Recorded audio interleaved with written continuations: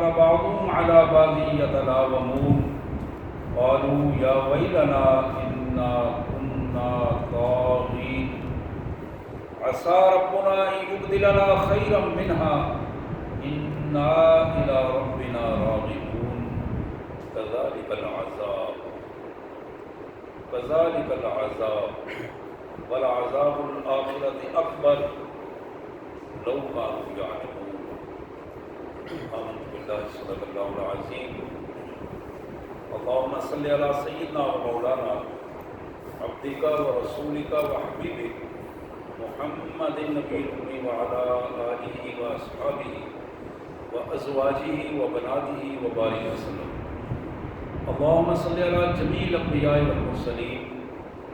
وعلى الملائكة المقربين وعلى سائر الصحابة والتابعين وعلى عباد اللہ الصالحین۔ اللہ کے پاک کلام قرآن مجید میں یہ 29واں پارہ ہے اور سورہ قلم دوسری سورہ مبارک 29واں پارہ بڑی معروف صورت ہے۔ اس سورہ مبارک کی آیت نمبر 17 سے لے کر 33 تک،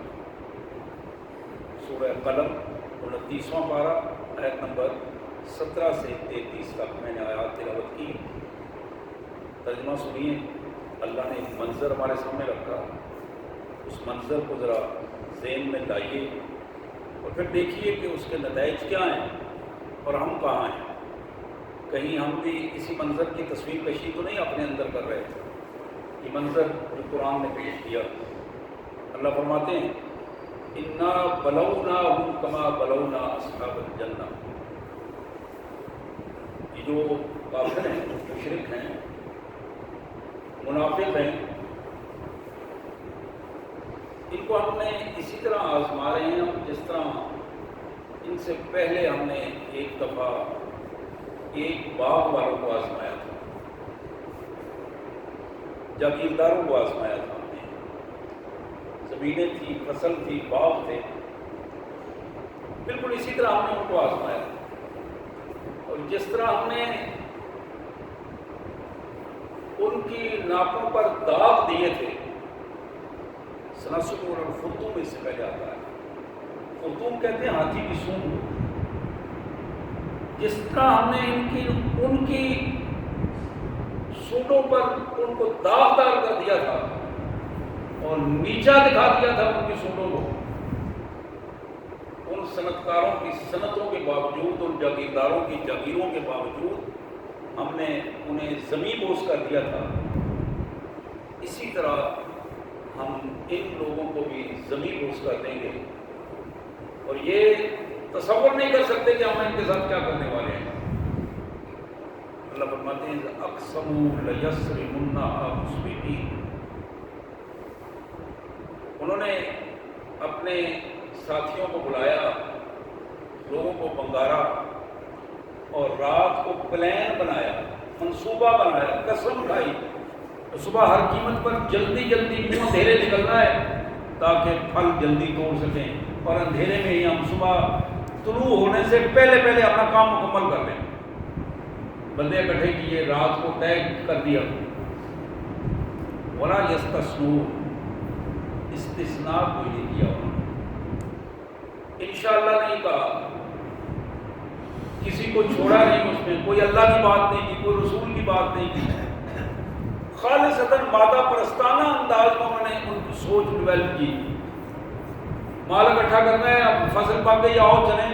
اور صبح سویرے سویرے جلدی کریں۔ اللہ فرماتے ہیں فَطَافَ عَلَيْهَا طَائِفٌ مِّن رَّبِّكَ وَهُمْ نَائِمُونَ، یہ تو رات کو یہ پلان بنا کے سو گئے، تیرے رب نے وہاں حکم دیا اور ان کی وہ فصل، ان کا باغ اور ان کے پھل سارے چٹکل میدان پر گئے۔ فطاف علیہ طائف، وہاں پھرنے والا طوفان پھرا، من ربک، جو تیرے رب کے حکم سے تھا، وہم نائمون، ان کی حالت یہ تھی کہ یہ سوئے ہوئے تھے، انہیں پتہ ہی نہیں تھا کیا ہو گیا ہے۔ وَأَصْبَحَتْ كَالصَّرِيمِ، وہ ان کی فصل، ان کا باغ چٹیل میدان بن گیا، کٹی ہوئی فصل کی طرح وہاں کوئی چیز موجود نہیں تھی۔ اب دوسری طرف فتنادوا مصبحین، انہوں نے منہ اندھیرے ہی ایک دوسرے کو اٹھانا شروع کر دیا، اٹھو اٹھو جلدی کرو نکلو، لیٹ ہو گئے ہو۔ ان اغدوا علی حرثکم ان کنتم صارمین، جلدی کرو اگر تم نے اپنی فصل کو صبح صبح جلدی جلدی سمیٹنا ہے، کسی کو پتہ بھی نہ چلے اور فصل سمیٹ لو۔ فانطلقوا وهم یتخافتون، وہ سارے اکٹھے ہو کے چل پڑے اور ایک دوسرے کو اشارے سے باتیں کر رہے تھے، چپکے سے باتیں کر رہے تھے، اونچی بات بھی نہ کرو تاکہ نال ساتھ والوں کو پتہ نہ چل جائے، کسی کو پتہ نہ چلے کہ یہ فصل اٹھانے جا رہے ہیں۔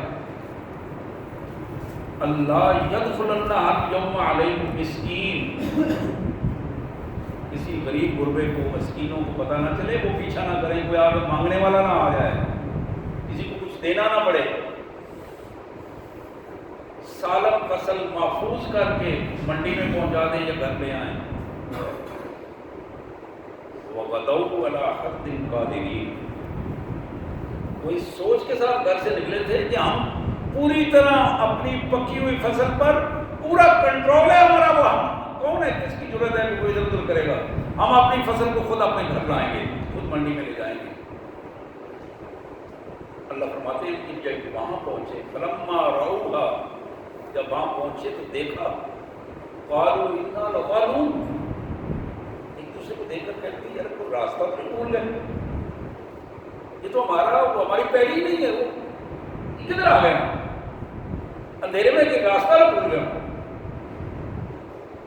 پھر خود ہی کہنے لگے بل نحن محرومون، بلکہ سچی بات یہ ہے کہ ہمیں محروم کر دیا گیا ہے، ہمارا پھل، ہماری فصل جو کچھ ہمیں ملنا تھی، جس پر ہم قدرت رکھتے تھے، وہ ہم سے چھین لی گئی ہے، ہمارے پاس نہیں رہی۔ قال اوسطهم الم اقل لكم لولا تسبحون، ان میں ایک شریف آدمی بھی تھا، اس نے ان کو توجہ دلائی کہ میں نے تمہیں کہا نہیں تھا کہ اللہ کا شکر ادا کرو، لولا تسبحون، اللہ کا شکر ادا کرو، اس کی تسبیح بیان کرو، میں نے تمہیں کہا تھا کہ اللہ کے یہاں عاجز بندے بن کر رہو، اس کی مرضی پوری کرو، وہ تمہیں برکتیں دے گا، تمہاری حفاظت کرے گا۔ قالوا سبحان ربنا انا كنا ظالمین، ان الفاظ سے یہ معلوم ہوتا ہے کہ یہ کلمہ پڑھنے والے لوگ، یہ لوگ مسلمان لوگ تھے، منافق تھے، لیکن مشرک یا کافر نہیں تھے، بے ساختہ انہوں نے کہا پاک ہے ہمارا رب، ہم سے ظلم ہو گیا ہے کہ ہم اپنے رب سے ظلم ہیں۔ فَأَقْبَلَ بَعْضُهُمْ عَلَىٰ بَعْضٍ يَتَلَاوَمُونَ، وہاں پہ ایک دوسرے کو دیکھ کر ملامتیں کرنے لگے کہ یہ کیا ہو گیا ہمارے ساتھ، کیوں ہمارے ساتھ ایسا ہوا، ہم کیوں پریشان ہو گئے، کیوں اس کیفیت سے دوچار ہوئے۔ قالوا یا ویلنا انا کنا طاغین، کہنے کہ افسوس ہے ہم پر، ہم تو بڑے سرکش ہو گئے تھے، اللہ کے دین سے بہت دور نکل گئے تھے، اللہ کی بات ماننے سے ہم نے اپنے آپ کو نافرمان اور سرکش، طغیانی کہتے ہیں جو دریا سے باہر پانی نکل آتا ہے اس کو طغیانی کہتے ہیں، طغیانی آ گئی ہے، طاغین جو اپنے سے باہر ہو جائے، ہم تو اپنے آپ سے باہر ہو گئے تھے۔ عسى ربنا یبدلنا خیرا منہا، اب بھی پلٹ آؤ، ممکن ہے اللہ سے معافی مانگنے پر ہمارا رب ہمیں اس سے بہتر دے دے۔ انا الی ربنا راغبون، اگر ہم اپنے رب کی طرف پلٹ آئیں تو ممکن ہے اللہ ہماری حالت بدل دے۔ آخری ایک جملہ ہے، اللہ اس پر تبصرہ فرماتے ہیں، یہ پورا واقعہ بیان فرما کے اللہ فرماتے ہیں کذالک العذاب، ایک دو جملوں دو الفاظ میں بات کی، کذالک العذاب، یہ منظر ہم نے رکھا ہے تمہارے سامنے، یہی عذاب ہے، یہ عذاب ہے کہ دنیا میں ہم دیتے ہیں، تو کذالک العذاب، بندے محسوس نہیں کرتے ہم عذاب دیتے ہیں، لاکھوں کماتے ہیں، لاکھوں دوائیوں پہ لگ جاتے ہیں، لاکھوں کماتے ہیں، کروڑوں کماتے ہیں، جس طرح آ رہا ہے اسی طرح تھانے کچہریوں میں لگ رہا، کذالک العذاب، لڑائیاں جھگڑے، پتہ ہی نہیں چلتا ادھر سے آ رہا ادھر جا رہا، بندہ مطمئن ہے بڑا آ رہا ہے، کروڑوں کی کمائی ہے، آ رہی جا رہی، کذالک العذاب، یہ عذاب ہے جس میں وہ پھنسا ہوا ہے۔ ولا عذاب الآخرۃ اکبر، اور جہاں اسے اس کا حساب دینا ہے کل اللہ کے حضور، وہاں اس سے بدترین عذاب ہوگا اور بڑا عذاب ہوگا۔ لو کانوا یعلمون، کاش کہ دنیا میں رہتے ہوئے یہ بندے یہ بات سمجھ جائیں۔ نستغفر اللہ ونتوب الیہ، نستغفر اللہ ونتوب الیہ۔ یہ آیات تھی سورہ قلم کی 29ویں پارے میں۔ سورہ قلم کی آیات 17 سے لے کر 37 تک جو میں نے تلاوت کی ہے، اور ان کا سادہ سا مفہوم آپ کے سامنے رکھا۔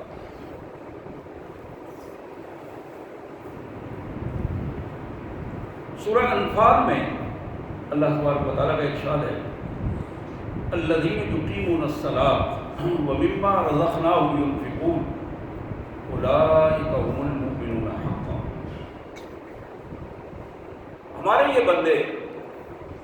جنہوں نے ہم پر ایمان کا دعویٰ کیا ہے،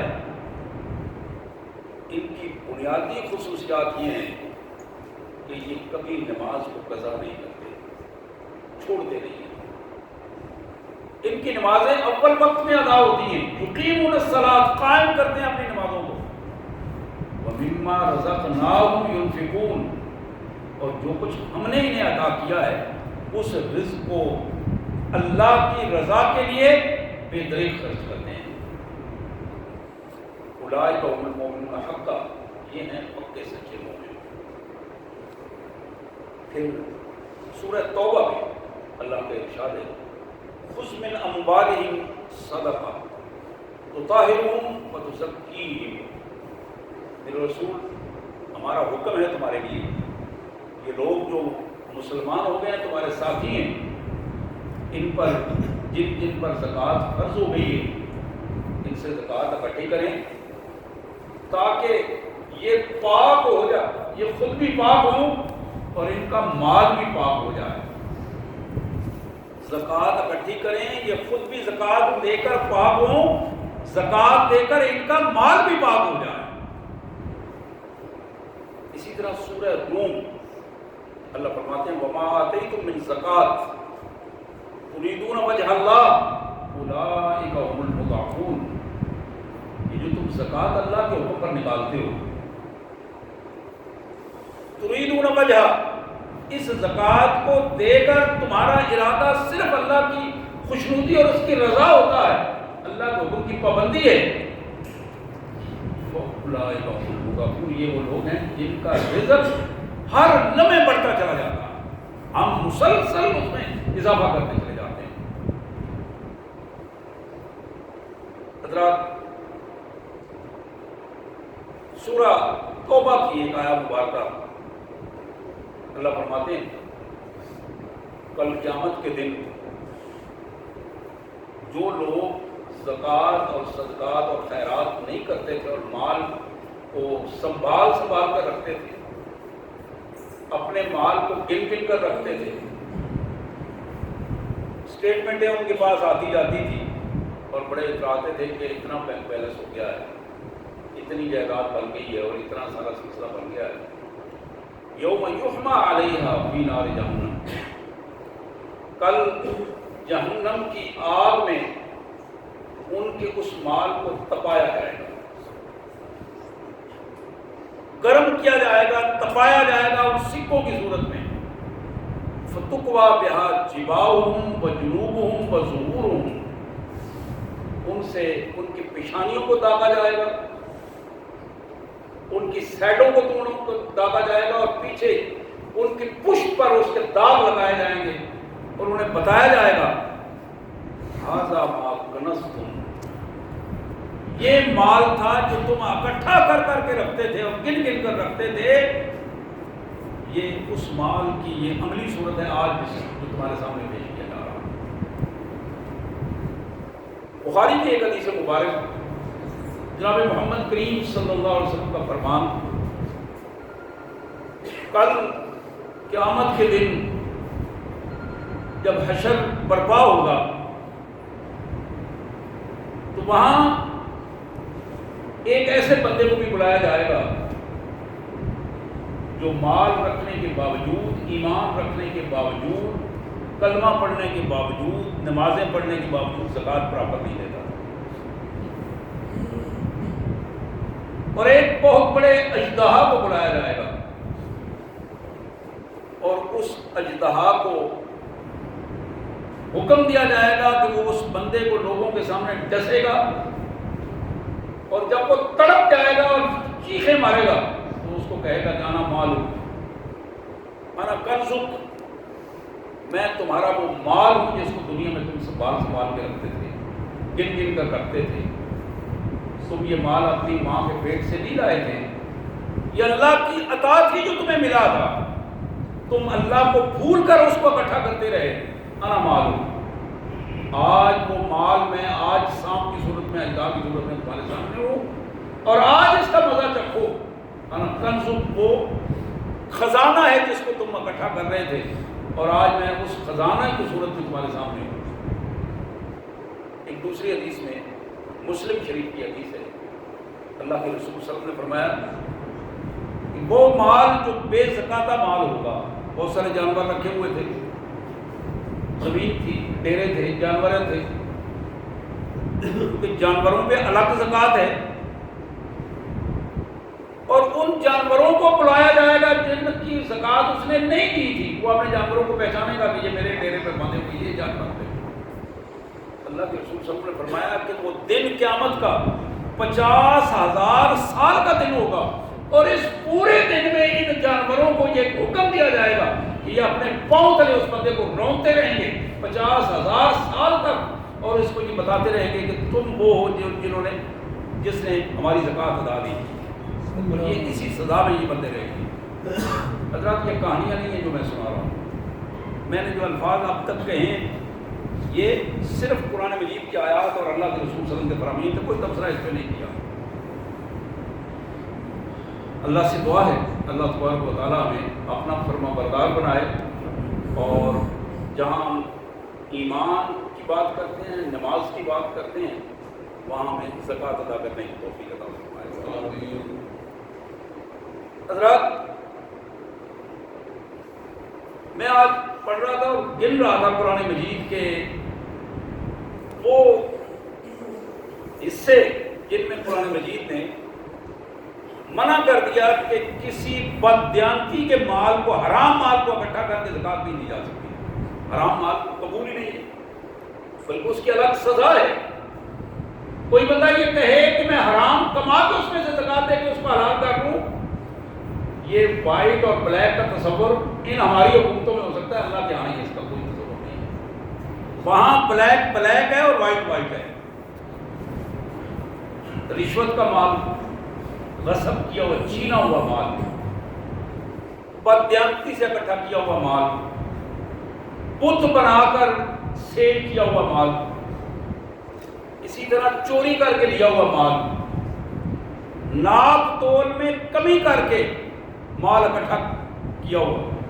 وہ دکانداری پہ کنڈے پہ ہو، وہ زمینوں کو کم کرنے یا زیادہ کرنے میں ہو، وہ کسی بھی سطح پر جہاں آدمی ناپ تول میں کمی کر رہا ہے، معیار کو آگے پیچھے کر رہا ہے، وہاں وہ مال حرام ہے، اس سے زکوٰۃ نہیں ہوگی۔ اسی طرح مال یتیم اگر کسی کے پاس ہے اور اس نے اس میں حق تلفی کی ہے، یتیم کا حق کھایا ہے اور اکٹھا کر لیا ہے مال اس حوالے سے، اسی طرح اللہ کے رسول صلی اللہ علیہ وسلم نے اور قرآن نے کہا کہ جو اتفاقیہ مال آ جاتا ہے اچانک، اس کا نہیں ہے، یہ جوا ہے، یہ لاٹریاں ہیں، یہ وہ چیزیں ہیں جن کو مختلف حوالوں سے مال گردش کرتا ہے اور ہمارے پاس آتا ہے، یہ حرام مال ہے، اور اس حرام مال سے اسی طرح شراب نوشی ہے، شراب بنانا، شراب پلانا، شراب میں سرکس کرنا، یہ وہ سارے ذرائع ہیں، ان سے جو مال اکٹھا کیا ہے، اس اکٹھا کیے ہوئے مال کو حرام مال سے کبھی زکوٰۃ نہیں ادا ہوگی۔ اسی طرح قرآن نے کہا سودی کاروبار، لمٹیں لے کر سودی کاروبار ہے، اور اس میں پیسہ اکٹھا کیا ہے اور اس سے مال بنایا ہے، سودی کاروبار میں سروس کی ہے، اور کہنے والا یہ کہہ رہا ہے کہ میں نے تو بھائی صرف سروس کرتا ہوں، میں تو اپنا کوئی اس میں سے، لیکن اللہ کے رسول صلی اللہ علیہ وسلم نے سروس کرنے سے بھی منع کر دیا۔ سودی سود لینے پہ لعنت ہے، سود دینے پہ لعنت ہے، سودی کاروبار میں گواہ بننے پہ لعنت ہے، سود کے لکھنے والے پر لعنت ہے، کسی سودی کاروبار والے کو کرائے پر بلڈنگ دینے والے پر لعنت ہے، جو اس سے پیسہ چکے اس کا اسی والے سے پیسہ آئے گا جو بنیادی طور پر سود کا پیسہ ہے، یہ سودی کاروبار۔ اسی طرح قحبہ گری اور بدکاری کے اڈے، آج بھی بعض لوگ کہتے ہیں کہ فلاں طائفہ نے فلاں مسجد کا مینار بنا دیا تھا، یعنی کتنی بڑی ظلم کی بات ہے، حرام کا پیسہ کما کر، حرام کا پیسہ اکٹھا کر کے، اور ہماری بھولی قوم اس کو بڑی نیکی کا درجہ دے رہی ہے، فلاں ڈاکو تھا، لوگوں سے پیسے چھینتا تھا اور بیواؤں کو دے دیتا تھا، بہت بڑی نیکی کا کام کر رہا تھا، بڑی اللہ نے رسول صلی اللہ علیہ وسلم نے فرمایا بلا صدقۃ من غلول، بددیانتی سے، چوری سے، ڈکیتی سے اکٹھا کیا ہوا مال، اس میں کوئی صدقہ و خیرات کا تصور نہیں، اللہ کے ہاں اس مال کی کوئی اہمیت نہیں ہے۔ پھر فرمایا کہ یہ جو قسمتیں بنانے والے، یہ جو تعویذ دھاگے دینے والے، یہ جو غیر اللہ کی نظریں میں آ ہیں اکٹھی کر کے پیسہ اکٹھا کرنے والے، یہ سارے حرام مال، ان میں زکوٰۃ کا کوئی حصہ نہیں، یہ سارا اسی کیفیت کا ہے۔ جھوٹ بول کر پیسہ اکٹھا کرنا، دھوکہ دہی سے، فریب سے مال اکٹھا کرنا، حضرات یہ وہ 13-14 قسم کی چیزیں ہیں جن میں قرآن مجید نے ایک ایک چیز کو الگ الگ سے وضاحت کے ساتھ بتا دیا کہ یہ وہ چیزیں ہیں جس سے صدقہ و خیرات نہیں کی جا سکتی، یہ حرام مال ہے۔ اسی طرح وہ مال، وہ متاعات کی جن میں زکوٰۃ فرض ہو جاتی ہے، اس میں سونا ہے، چاندی ہے اور نقد مال ہے، یا اسی طرح تجارت کا مال ہے، تجارت کے مال پر زکوٰۃ فرض ہے، اسی طرح زرعی پیداوار ہے، اس زرعی پیداوار پر زکوٰۃ فرض ہے جو عشر کی صورت میں ہوتی ہے، اس کو وہ بھی زکوٰۃ ہے۔ اسی طرح جو مویشی اور جانور پال رکھے ہیں، فارم بنا رکھے ہیں، ایک ہے 1 2 4 ایسے جانور، وہ جانور سواری کے لیے رکھا ہے، اس میں زکوٰۃ نہیں ہے۔ جو جانور گھر استعمال کے لیے، دودھ پینے کے لیے رکھا ہے بچوں کے لیے، اس میں زکوٰۃ نہیں ہے۔ لیکن جو زیادہ جانور رکھے ہوئے ہیں، بیل بکریاں رکھ رہے ہیں، گھوڑے پال رکھے ہیں، مختلف گایاں پال رکھی ہیں، بھینسیں پال رکھی ہیں، ان سب پر اسی کیفیت میں زکوٰۃ ہوگی، اور ان کا پورا نصاب اونٹ بنا رکھے ہیں، اللہ کے رسول صلی اللہ علیہ وسلم نے پورا نصاب ان کا حدیث مبارک میں بتا دیا ہے۔ اسی طرح کوئی کان ہے، بندے کی ملکیت تھی، زمین ہے، اس کان کو نکل آئی، اس میں سونے کی کان ہے، یا کوئی معدنیات نکل آئی ہے، یا کسی کے زمین سے، گھر سے کوئی دبا ہوا خزانہ نکل آیا، دفینہ نکل آیا ہے، اس میں بھی اللہ کے رسول صلی اللہ علیہ وسلم نے الگ سے اس کا نصاب بتا دیا کہ اس میں زکوٰۃ کا ریشو ہے۔ یہ 5 قسم کی ایسی متاعات ہیں جن میں زکوٰۃ کی ادائیگی ہوگی۔ حضرات نبی رحمت صلی اللہ علیہ وسلم نے اور خود اللہ تبارک و تعالیٰ نے 6 قسم کے ایسے لوگ ہیں جن کے لیے زکوٰۃ کو منع کر دیا گیا کہ وہ زکوٰۃ نہیں لے سکتے۔ ایک تو وہ غنی جس کے پاس صاحب نصاب ہے، زکوٰۃ دینے کے لیے کی پوزیشن میں ہے، وہ دوسرے سے زکوٰۃ کا مال اکٹھا کرے، یہ حرام ہے اس کے لیے زکوٰۃ دینا۔ اسی طرح وہ بندہ جو تندرست ہے، وسائل ہیں، پیسہ کما سکتا ہے، وہ اگر زکوٰۃ مانگتا ہے، اللہ کے رسول نے منع کر دیا، قرآن نے منع کر دیا۔ جو ہٹا کٹا ہے، کام کر سکتا ہے، پیسہ کما سکتا ہے، اور وہ سوائے کسی مجبوری کے لوگوں کے سے مانگتا پھر رہا ہے، اس کو زکوٰۃ حرام ہے، اس کے لیے زکوٰۃ لینا بھی اور دینے والے کو بھی اس کا خیال رکھنا چاہیے۔ اسی انداز میں خاندان رسالت، یعنی نبی رحمت صلی اللہ علیہ وسلم کے خاندان سے تعلق رکھنے والے لوگ اور ان کے جو ذاتی ملازمین ہیں، ان پر بھی زکوٰۃ لینا حرام ہے، ان کو بھی زکوٰۃ نہیں دی جا سکتی۔ لینے والے کو بھی خیال رہنا چاہیے اور دینے والوں کو بھی اس کا خیال رکھنا چاہیے۔ اس کے لیے رسول اللہ صلی اللہ علیہ وسلم نے حدیث میں الگ گنوا دیے ہیں، آل ابو طالب ہیں، آل عباس ہیں، محمد رسول اللہ صلی اللہ علیہ وسلم کے جو اپنا ذاتی بنو ہاشم کا خاندان ہے، اس خاندان پر زکوٰۃ حرام کر دی ہے۔ تحفے تحائف کی صورت میں وہ لے سکتے ہیں اور دے بھی سکتے ہیں، لیکن زکوٰۃ کی مد میں کوئی پیسہ ان پر خرچ نہیں کیا جا سکتا۔ یہاں تک کہ حضور صلی اللہ علیہ وسلم کا اپنا ایک غلام تھا، ابو رافع اس کا نام تھا۔ ایک بندے نے اس کو کہا کہ آؤ زکوٰۃ لینے چلیں، اور مجھے حضور صلی اللہ علیہ وسلم نے بتایا، اس نے کہا کہ میں ذرا پتہ کر لوں۔ تو کہنے والے نے یہ کہا تھا کہ تمہیں بھی اس میں سے کوئی حصہ مل جائے گا، رسول اللہ صلی اللہ علیہ وسلم سے عرض کریں گے۔ وہ گیا تو اللہ کے رسول صلی اللہ علیہ وسلم نے فرمایا کہ جس طرح مجھ پر اور میرے خاندان پر زکوٰۃ حرام ہے، اس طرح تم پر بھی حرام ہے، اس لیے کہ تمہاری ذمہ داری میں نے لے رکھی ہے، تمہارا خرچ اخراجات ہمارے ذمہ ہے، جس طرح ہم پر حرام ہے اسی طرح تم پر بھی حرام ہے۔ اسی طرح غیر مسلم کو زکوٰۃ نہیں دی جا سکتی، ویسے اس پر خرچ کیا جا سکتا ہے، صدقہ دیا جا سکتا ہے، خیرات دی جا سکتی ہے، زکوٰۃ کسی غیر مسلم کو پر خرچ نہیں کی جا سکتی۔ اس پر پوری علماء امت کا اتفاق ہے۔ اسی طرح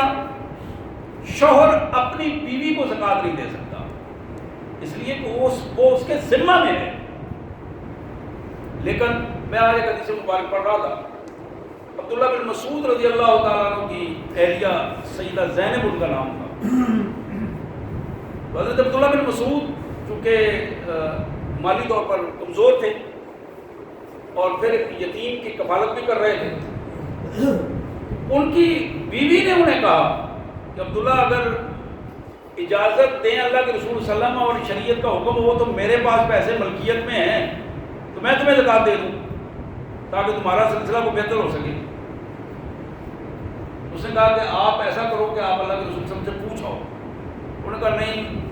محترمہ تمہیں آپ ہی جاؤ اور آپ ہی جا کے ان سے حضور صلی اللہ علیہ وسلم سے یہ فتویٰ لے آؤ۔ وہ کہتی ہے میں گئی حضور صلی اللہ علیہ وسلم کے گھر کے باہر، میں جھجک رہی تھی بات کروں، میں نے آگے دیکھا تو ایک انصاری خاتون بھی کھڑی ہوئی تھی، ہم دونوں کا مسئلہ ایک ہی تھا۔ تو جناب بلال رضی اللہ تعالیٰ عنہ اندر سے نکلے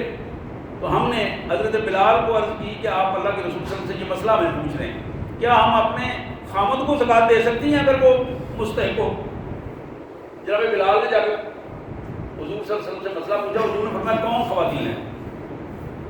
بلال نے کہا کہ حضور زینب ہے اور ایک انصاری خاتون ہے۔ آپ نے فرمایا کون زینب ہے؟ انہوں نے کہا جی عبداللہ بن مسعود کی بیوی زینب ہے۔ ہاں آپ نے فرمایا ہاں اسے بتاؤ کہ تم اگر اپنے خامد پہ زکوٰۃ لگا دو گی تو تمہیں دوہرا اجر ملے گا، زکوٰۃ بھی ادا ہو جائے گی اور اجر دوہرا اس لیے ملے گا کہ تمہارا خامد نیک انسان ہے اور وہ واقعی اس پوزیشن میں ہے۔ اس حدیث سے میں جو سمجھ رہا تھا کہ اگر کہیں واقعتاً خامد اس پوزیشن میں ہو کہ وہ مستحق ہو اور اس کی کوئی صورت نہ بن رہی ہو، یعنی بہانہ تراشی سے پیسہ اکٹھا کرنا نہیں، بدنیتی سے نہیں، اچھی نیت میں اگر کوئی ایسا مسئلہ پیش آ جائے تو خاتون خانہ اپنے خامد کی مدد کر سکتی ہے، زکوٰۃ کی صورت میں بھی مدد کر سکتی ہے۔ اسی طرح والدین کو اولاد زکوٰۃ نہیں دے سکتی اور اولاد والدین کو زکوٰۃ نہیں دے سکتی، اس لیے کہ وہ ایک دوسرے کے ذمہ دار ہیں، وراثت کے حقدار ہیں ایک دوسرے کے۔ والدین کے والدین کو بھی زکوٰۃ نہیں دی جا سکتی اور نہ وہ اپنے والدین کو بھی نہیں، اپنے دادا کو بھی زکوٰۃ نہیں مل سکتی، اس لیے کہ وہ بھی وراثت میں اسی کیفیت میں ان میں کہیں نہ کہیں حصہ ان کا بنتا ہے۔ اگر حصہ نہ بھی بنے تو پھر بھی ان کی کفالت ان کے ذمہ ہے کہ ان کی کفالت کریں گے۔ حضرات یہ وہ چند بنیادی چیزیں تھیں، میں آخر میں صرف وہ 8 مدات گنوا کے اپنی بات آج ختم کروں گا، پھر انشاءاللہ کبھی موقع ملا تو اس میں زکوٰۃ میں ذرا اور ڈیٹیل سے بات ہوگی۔ مصارف زکوٰۃ جو سورہ توبہ میں قرآن مجید نے بیان کیے ہیں، ان میں زکوٰۃ کو ادا کرتے ہوئے کوئی محتاج، فقیر، مسکین جس کے پاس گھر نہیں ہے، گھر بنا کے دیا جا سکتا ہے، کھانے پینے کا سامان دیا جا سکتا ہے، نقد ان کو دیا جا سکتا ہے۔ اسی طرح زکوٰۃ میں سے زکوٰۃ اکٹھا کرنے والا سٹاف جو ہے وہ زکوٰۃ میں سے ان کی تنخواہ دی جا سکتی ہے۔ اسی طرح تعلیف قلب کے لیے ڈائریکٹ کسی غیر مسلم کو زکوٰۃ نہیں دی جا سکتی، لیکن اگر کسی غیر مسلم کو پر پیسہ خرچ کر کے اسے کوئی چیز دے کے، اس کو لٹریچر دے کر یا کسی انداز میں دین کے قریب کرنے کے لیے زکوٰۃ خرچ کر دی جائے، اس کی قرآن نے اجازت دی ہے کہ اس انداز میں تعلیف قلب کے لیے دین کے قریب کرنے کے لیے اس کو زکوٰۃ اس پر خرچ کی جا سکتی ہے۔ اسی طرح اگر کوئی بندہ پھنس گیا ہے، قرض میں پھنس گیا ہے، کہیں کسی چکر میں پھنس گیا اور پیسے کی وجہ سے وہ چھوٹ نہیں رہا، تو اس کی گردن چھڑائی جا سکتی ہے۔ کسی بندے پر تاوان یا چٹی پڑ گئی ہے، اچانک اس کا کاروبار تباہ ہو گیا ہے، فصل تباہ ہو گئی ہے، تو ایسا بندہ اگر مجبور ہو گیا تو اس کو بھی زکوٰۃ، چاہے وہ کتنے امیر کیوں نہیں پہلے، لیکن اگر اچانک ایسا ہو گیا تو اس پہ بھی زکوٰۃ اس کو دی جا سکتی ہے۔ اسی طرح جہاد فی سبیل اللہ میں دی جا سکتی ہے زکوٰۃ، اور جہاد کی جتنی صورتیں ہیں یا خدمت کی جتنی صورتیں ہیں ان میں زکوٰۃ دی جا سکتی ہے۔ اور اسی طرح کوئی مسافر سفر میں آ کر اگر کہیں زکوٰۃ کا مستحق ہو جاتا ہے، چاہے وہ کتنا امیر بھی کیوں نہیں، اس پہ بھی زکوٰۃ لگ سکتی ہے۔ اللہ سے دعا ہے اللہ تبارک و تعالیٰ ان فرائض کو درست انداز میں ہمیں ادا کرنے کی توفیق عطا فرمائے۔ وآخر دعوانا الحمد للہ رب العالمین۔